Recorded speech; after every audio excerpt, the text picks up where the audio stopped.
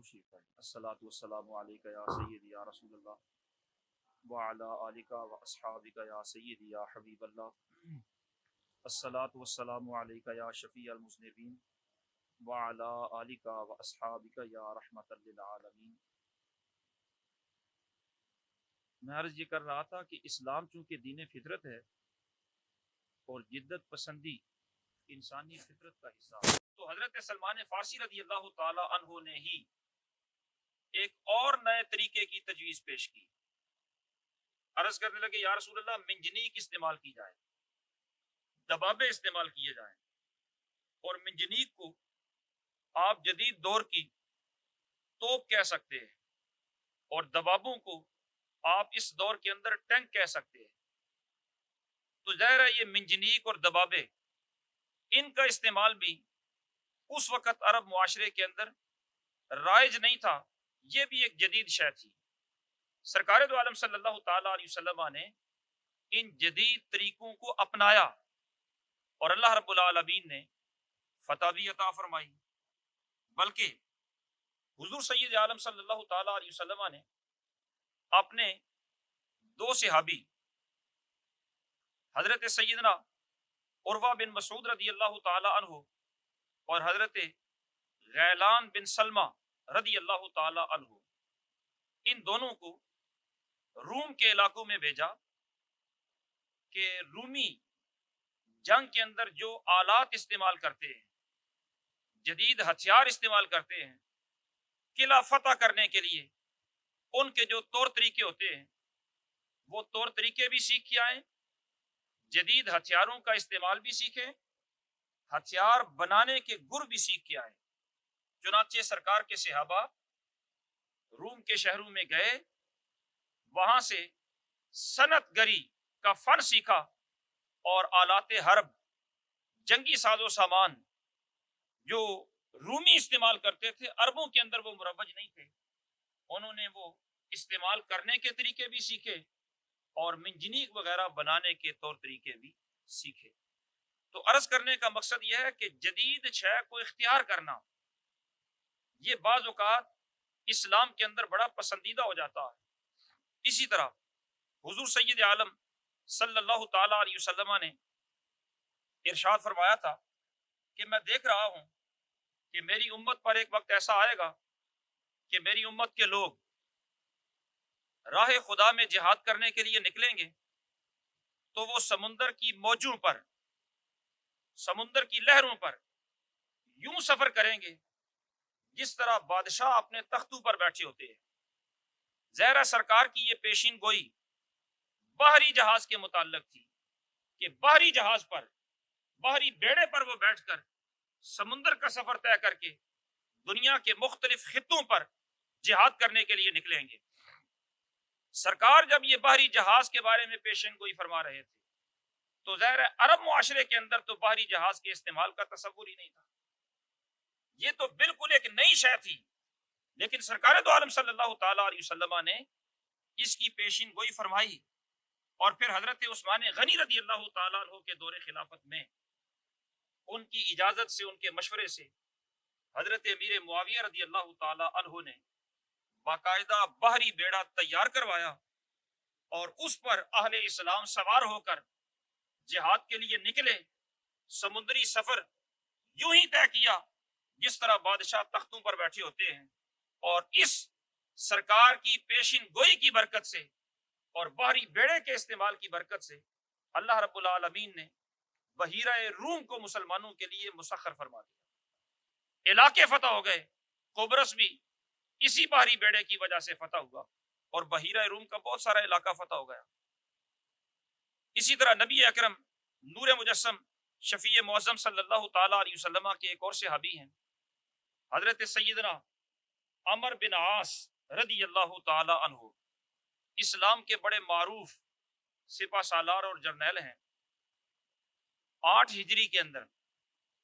جب سرکار دو عالم صلی اللہ تعالی علیہ وسلم نے انہیں ایک لشکر کا امیر بنا کر غزوہ ذات السلاسل کی طرف بھیجا تو انہوں نے وہاں پر جہاد سے پہلے اپنے لشکر کو یہ حکم دیا کہ میرے لشکر میں سے کوئی بندہ بھی 3 رات تک رات کے وقت چراغ نہیں روشن کرے گا، آگ نہیں جلائے گا۔ ویسے تو ظاہر ہے جہاں لشکر قیام کرتا ہے رات کے کھانے کا انتظام کرنا ہوتا ہے، وضو نماز کا انتظام کرنا ہوتا ہے، رات کو چراغ کی آگ روشن کرنے کی ضرورت ہوتی ہے۔ لیکن حضرت عمر بن عاص رضی اللہ تعالیٰ عنہ نے پہلی مرتبہ بلیک آؤٹ کا جو جنگی طریقہ ہے اس کو استعمال کرتے ہوئے ارشاد فرمایا کہ کوئی بندہ بھی رات کے وقت نہ چراغ روشن کرے گا نہ آگ روشن کرے گا۔ اب اس آرڈر پر لشکر نے عمل تو کیا، لیکن یہ بات بڑی باعث تعجب معلوم ہو رہی تھی کہ ہم پردیش میں ہیں، جگہ کے حالات سے ہم واقف نہیں ہیں، کیڑے مکوڑے بھی ہو سکتے ہیں، آخر رات کو اندھیرا رکھنے کی وجہ کیا ہے؟ جب یہ لشکر واپس مدینہ طیبہ پہنچا تو سرکار دو عالم صلی اللہ تعالی علیہ وسلم سے ساری رپورٹ عرض کی گئی۔ سرکار سے یہ بھی عرض کیا گیا کہ یا رسول اللہ کئی راتیں رات کو ہمیں آگ جلانے سے منع کر دیا گیا تھا۔ تو سرکار نے حضرت عمر بن عاص سے پوچھا کہ آپ نے یہ طریقہ کیوں اختیار کیا، بلیک آؤٹ کیوں کیا؟ حضرت عمر بن عاص رضی اللہ تعالیٰ عنہ عرض کرنے لگے یا رسول اللہ مجھے یہ معلوم تھا کہ میرے لشکر کی تعداد کم ہے اور دشمن کے لشکر کی تعداد زیادہ ہے، اور مجھے یہ خدشہ لاحق ہوا کہ اگر دشمن کو یہ اندازہ ہو گیا کہ مسلمان تعداد کے اندر کم ہیں تو وہ جری ہو جائے گا، بہادر ہو جائے گا، وہ جسارت کرے گا، ان کے حوصلے بلند ہو جائیں گے اور وہ جنگ کے اندر ان کے بلند حوصلے ہمارے لیے نقصان کا باعث ہو سکتے ہیں۔ اس لیے میں نے رات کے وقت آگ روشن کرنے سے منع کر دیا تاکہ میرے لشکر کی صحیح تعداد کا دشمن کو اندازہ نہ ہو سکے۔ یہ نئی جنگی حکمت عملی اختیار جب آپ نے کی تو سرکار دو عالم صلی اللہ تعالی علیہ وسلم نے اس نئی جنگ حکمت عملی کو پسند بھی کیا اور اس پر اللہ رب العالمین کا شکر بھی ادا فرمایا۔ اسی طرح سرکار دو عالم صلی اللہ تعالی علیہ وسلم نے ایک موقع پر ارشاد فرمایا اطلب الرزق فی خبایا الارض، کہ زمین کے کونے میں، کونوں کے اندر، زمین کے گوشوں کے اندر یا زمین کی مخفی تہوں کے اندر رزق تلاش کیا کرو۔ اب ظاہر ہے جب زمین کی مخفی تہ کے اندر رزق تلاش کرتے ہیں تو یہ رزق معدنیات کی صورت میں ملتا ہے، اور زمین کی ظاہری سطح پر ظاہری کونوں میں رزق تلاش کرتے ہیں تو یہ رزق زراعت کی صورت میں ملتا ہے، کھیتی باڑی کی صورت میں ملتا ہے۔ تو دونوں مفہوم اس فرمان کے ہو سکتے ہیں کہ ظاہری سطح پر بھی کونے گوشے زمین کے ہیں، ان میں بھی رزق تلاش کرو، یعنی کھیتی باڑی کے جتنے بھی آلات ہو سکتے ہیں جدید سے جدید ہو سکتے ہیں، اور جن جن طرق سے کھیتی باڑی کی پیداوار زیادہ سے زیادہ ہو سکتی ہے ان ذرائع سے رزق وافر تلاش کرو۔ یہ اللہ رب العالمین کی نعمت ہے، تو ان ذرائع کو استعمال کرنے کا حکم بھی اس میں دیا گیا۔ اور اگر زمین کی تہ میں چھپے ہوئے خزانے اس سے مراد ہوں تو پھر ظاہر ہے معدنیات کو تلاش کرنے کے لیے جس جدید ٹیکنالوجی کی ضرورت ہے اور جس جدید سائنس کی ضرورت ہے اس کو حاصل کرنے کے اندر بھی ترغیب دی گئی کہ ان وسائل کو بھی اختیار کر کے رزق الہی کو زمین کی تہ میں چھپے ہوئے خزانوں کی صورت میں حاصل کرو۔ تو عرض کرنے کا مقصد یہ ہے کہ جدت پسندی چونکہ یہ فطرت انسانی ہے، اگر یہ انسان کی فطرت کا حصہ نہ ہوتی تو انسان پتھر کے زمانے سے نکل کر آج کے اس ترقی یافتہ دور میں کبھی نہ پہنچتا، اور اگر یہ انسانی فطرت نہ ہوتی، جدید سے جدید تر اور خوب سے خوب تر کا حصول انسان کی فطرت میں نہ ہوتا تو وہ جو قدیم سواریوں کے طریقے تھے کہ خچروں پر، گھوڑوں پر، گدھوں پر سواری کرنا، اس سے نکل کر انسان آج بڑی عالی شان گاڑیاں اور طیارے اور ہوائی جہازوں پر سفر کرنے کی سہولتیں کبھی بھی حاصل نہ کر سکتا۔ وہ قدیم زمانے کے مکانات ان سے نکل کر آج بلند و بالا بلڈنگوں کے اندر رہنے اور رہائش اختیار کرنے کو کبھی حاصل نہ کر سکتا۔ یہ فطرت ہے انسان کی، اسی فطرت کی بنا پر یہ خوب سے خوب تر کی تلاش میں رہتا ہے. اور یہ جدت پسندی کی جو فطرت ہوتی ہے، اسلام میں عرض کر رہا ہوں بعض اوقات اس کو تحسین سی نظر سے دیکھتا ہے، اس کی حوصلہ افزائی کرتا ہے. ایک موقع پر حضور سید عالم صلی اللہ تعالی علیہ وسلم نے یہ بھی ارشاد فرمایا کہ تجارت جو کرنے کے لیے لوگ مشورہ لیتے ہیں، سرکار نے فرمایا کپڑے کی تجارت کیا کرو. اس کی ایک وجہ تو یہ ہے کہ کپڑا، جو بندہ کپڑے کی تجارت کرتا ہے وہ ایک تو یہ چاہتا ہے کہ معاشرے کے لوگ خوشحال ہوں. ظاہر ہے ان پر خوشحالی ہوگی تو وہ بہتر سے بہتر کپڑا خریدیں گے، اور اگر ان کی خوشحالی ہی نہیں ہوگی تو پھر وہ نئے نئے کپڑے کیسے خریدیں گے؟ تو یہ تاجر، کپڑے کا تاجر، چونکہ معاشرتی خوشحالی چاہتا ہے، اس لیے سرکار نے یہ مشورہ دیا. اور دوسرا یہ بھی اس میں حکمت ہے کہ کپڑا بننے کے لیے یا بنانے کے لیے جو میٹیریل استعمال ہوتا ہے یا اس کے جو طریقے ہوتے ہیں وہ بھی جدید سے جدید تر اختیار کیے جائیں. تو سرکار دو عالم صلی اللہ تعالی علیہ وسلم نے یہ مشورہ دیا. تو جدت پسندی مستحسن ہے، لیکن دوسری طرف ہم یہ دیکھتے ہیں کہ یہ جو جدت پسندی کا جذبہ ہے، اس جذبے نے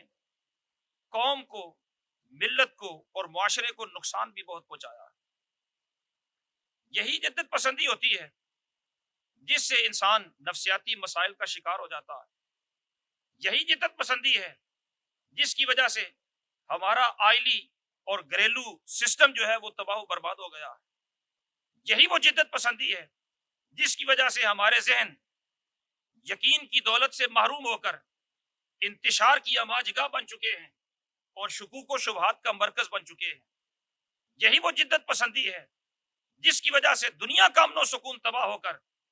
دنیا جنگوں کے دہانوں پر پہنچ چکی ہے. اور اسی جدت پسندی نے ملک گیری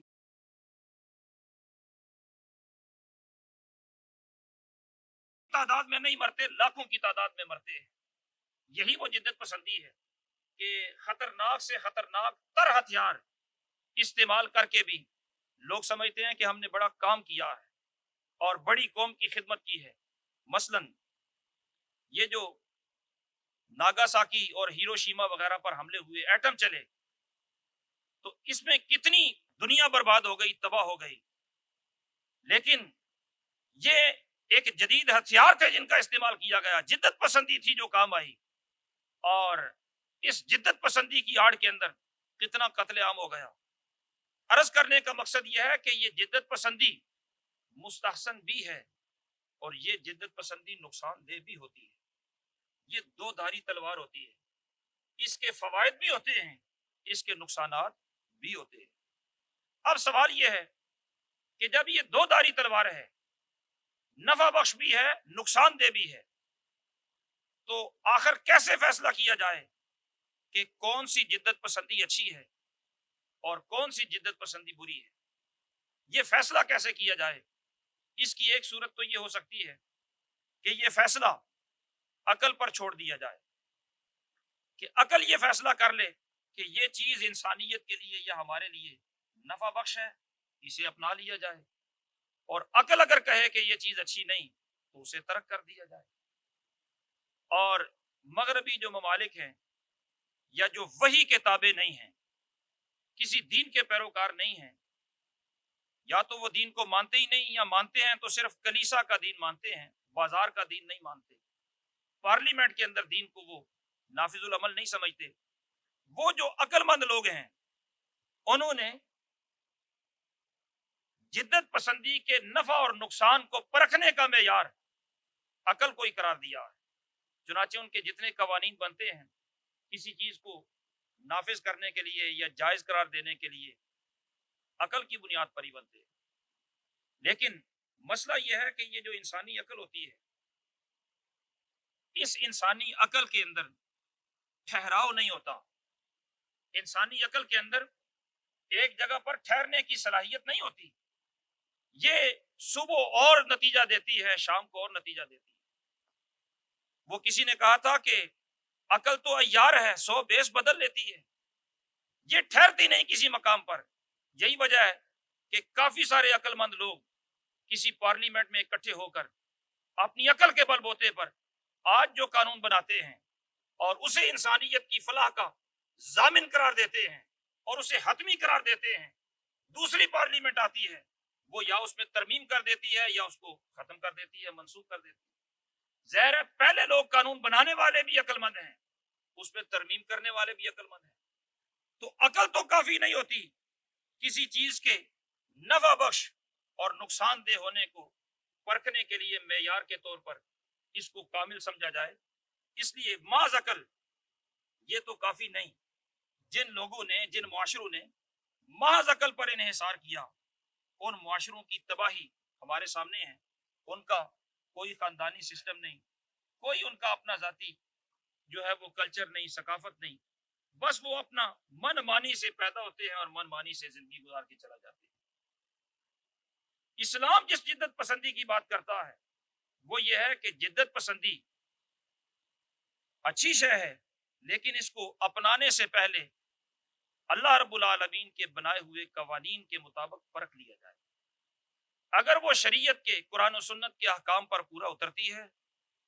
تو وہ جدت پسندی اچھی ہے، اور اگر وہ ان کے مطابق پورا نہیں اترتی تو اس کو ترک کر دیا جائے، اس کو نہ اپنایا جائے۔ قرآن و سنت پر پہلے اسے پرکھا جائے۔ وہ جدت پسندی، جدید شے، کوئی شے بھی ہو سکتی ہے جس کو قرآن و سنت پر پرکھا جائے، کوئی زندگی گزارنے کا طریقہ بھی ہو سکتا ہے، کلچر ہو سکتا ہے، کوئی بھی شے جو نئی ہو، وہ طریقہ ہو یا کوئی مادی شے ہو، پہلے اسے پرکھ لیا جائے۔ اگر قرآن و سنت کے متصادم نہیں ہے تو اسے اپنا لیا جائے، اور اگر اللہ رب العالمین کے بنائے ہوئے قانون فطرت کے مطابق نہیں تو اسے ترک کر دیا جائے۔ حضور سید عالم صلی اللہ تعالیٰ علیہ وسلم کی زندگی میں ایک بڑی واضح مثال آپ کے سامنے عرض کرنے لگا ہوں کہ سرکار ایک دفعہ اپنے صحابہ کرام کے درمیان تشریف لائے تو سرکار نے دیکھا کہ صحابہ کرام، پڑھنے کا ذوق تو ہے صحابہ کو، ان کے ہاتھوں کے اندر تورات کے کچھ نسخے تھے، وہ ان کو آپس میں پڑھ رہے تھے۔ جب سرکار آئے تو صحابہ نے وہ نسخے سمیٹ لیے، لیکن وہ جو کتاب پڑھ رہے تھے، سرکار دو عالم صلی اللہ تعالیٰ علیہ وسلم نے ان کی باتیں، ان کا وہ پڑھنا ملاحظہ فرما لیا۔ سرکار نے پوچھا یہ کیا کر رہے تھے؟ اب ظاہر ہے وہ کتاب پڑھ رہے ہیں اور قرآن سے ہٹ کر ایک نئی راہ پر چل رہے ہیں۔ انہوں نے کہا تورات پڑھ رہے ہیں، تو سرکار دو عالم صلی اللہ تعالیٰ علیہ وسلم نے اس بات پر انہیں تنبیہ فرمائی، غضب کا اور جلال کا اظہار فرمایا، ارشاد فرمایا کیا جو کتاب میں تمہارے لیے لے کے آیا ہوں وہ تمہارے لیے کافی نہیں؟ جو دین میں لے کے آیا ہوں وہ تمہاری ہدایت کے لیے کافی نہیں؟ وجہ کیا تھی اس سے روکنے کی؟ وجہ یہ تھی کہ اگرچہ وہ بھی کتاب ہے لیکن وہ کتاب محفوظ نہیں ہے، اس کے اندر بہت ساری تبدیلیاں ہو چکی ہیں، اور ان تحریفات سے آگاہ ہونا ہر بندے کے بس کی بات نہیں ہے۔ ممکن ہے کوئی بندہ اسے کلام الہی سمجھ رہا ہو، حالانکہ وہ اس کی آیت یا اس کا وہ حصہ تبدیل شدہ ہو، وہ کلام الہی نہ ہو۔ اسی طرح بعض اوقات ایسا بھی ہوتا ہے کہ ممکن ہے وہ حصہ ہو تو کلام الہی، لیکن قرآن نے آ کر اس کو منسوخ کر دیا ہو اور اس کو ناسخ و منسوخ کا علم نہ ہو، یہ اس منسوخ حکم پر عمل کر رہا ہو اور اس میں اپنی نجات سمجھ رہا ہو، حالانکہ اس میں اس کی نجات ہوتی نہیں ہے۔ تو سرکار دو عالم صلی اللہ تعالیٰ علیہ وسلم نے اس نئی روش سے باز رکھنے کے لیے صحابہ کرام رضوان اللہ تعالیٰ علیہ مجمعین کو تنبیہ فرمائی، فرمایا کہ کیا جو کتاب میں تمہارے لیے لے کے آیا ہوں وہ تمہارے لیے کافی نہیں؟ تو عرض کرنے کا مقصد یہ ہے کہ جو بھی نئی شے ہو اس کو قرآن پر، سنت پر پرکھ لینا چاہیے، محض عقل پر اس کا فیصلہ کرنا یہ مناسب نہیں ہوتا۔ اور جو لوگ صرف عقل پر فیصلہ کرتے ہیں، قرآن مجید فرقان حمید ارشاد فرماتا ہے لَوِ اتَّبَعَ الْحَقُّ أَهْوَاءَهُمْ لَفَسَدَتِ السَّمَاوَاتُ وَالْأَرْضُ وَمَنْ فِيهِنَّ، کہ اگر محض عقل کی ہی پیروی کی جائے، جو عقل کہے اسی کی اتباع کی جائے اور حق بھی عقل کے پیچھے لگ جائے تو زمین و آسمان کے اندر بھی فساد پیدا ہو جائے، اور جو کچھ زمین و آسمان کے اندر ہے یہ سارے کا سارا نظام فاسد ہو جائے۔ یہ سارے کا سارا نظام قدرت، یہ کارخانہ قدرت محض ایک انسان کی عقل کے تابع چل نہیں سکتا. یہ سارے کا سارا نظام قدرت اللہ رب العالمین کی حکمت کے تابع چلتا ہے. اس لیے جب اس کی حکمت کے تابع چلتا ہے تو پھر نئی پیدا ہونے والی اشیاء کو بھی اسی کے قانون کے مطابق پرکھنا چاہیے اور اسی کے مطابق انسان کو اپنی زندگی گزارنا چاہیے. جو کفار اور مشرکین تھے حضور سید عالم صلی اللہ تعالی علیہ وسلم سے وہ یہ کہا کرتے تھے قال الذین لا یرجون لقاءنا. قرآن فرماتا ہے کہ جو لوگ قیامت پر یقین نہیں رکھتے, ہماری ملاقات پر, ہماری بارگاہ میں پیش ہونے پر جن کا یقین نہیں تھا, وہ حضور سے یہ کہا کرتے تھے ائت بقرآن ھذا ائت بقرآن غیر ھذا, کہ یہ جو قرآن آپ لے کے آئے ہیں, یہ جو کتاب لے کے آئے ہیں, یہ کتاب ہمیں منظور نہیں, ہمارے پاس کوئی اس کے علاوہ نئی کتاب لے کے آئیں. او بدل ہو, اور اگر نئی کتاب نہیں لے کے آتے تو کم از کم اسی کتاب کے اندر کوئی ترمیم کر دیں, اسی کے اندر کوئی تبدیلی کر دیں, یعنی کوئی نئی چیز لے کے آئیں تو پھر ہم مانیں گے, ورنہ اس کتاب کو ماننے کے لیے تیار نہیں. تو ان کے اس تقاضے اور مطالبے پر اللہ رب العالمین نے ارشاد فرماتا ہے کل ما یکون لی ان ابدلہ من تلقاء نفسی, کہ محبوب آپ انہیں فرما دیں کہ میں اس قرآن کے اندر اپنی طرف سے کوئی تبدیلی نہیں کر سکتا. یہ اللہ رب العالمین کا جو قانون ہے اسی قانون کے مطابق زندگی گزارنا ہوگی, نجات اسی کے اندر ہے. اسی طرح قرآن مجید فرقان حمید ارشاد فرماتا ہے افمن کان علی بینۃ من ربہ کمن زین لہ سوء عملہ, کہ کیا جو بندہ وحی الہی کی پیروی کرتا ہے اور اللہ کے احکام کے مطابق زندگی گزارتا ہے, کیا وہ اس شخص کی طرح ہو سکتا ہے جس نے محض عقل کو اپنا رہنما بنا لیا؟ یقیناً یہ دونوں برابر نہیں ہو سکتے. کامیابی اسی کو ملے گی جو محض جدت کے رو میں بہ کر